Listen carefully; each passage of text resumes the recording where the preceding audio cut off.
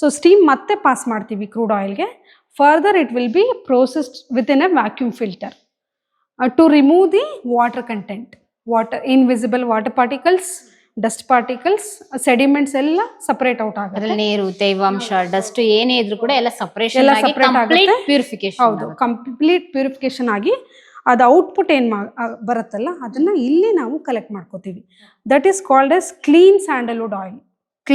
Clean ಸ್ವಚ್ಛವಾದ ಪರಿಶುದ್ಧವಾದ ಪರಿಶುದ್ಧವಾದ ಶ್ರೀಗಂಧದ ಎಣ್ಣೆ. ಎಣ್ಣೆ.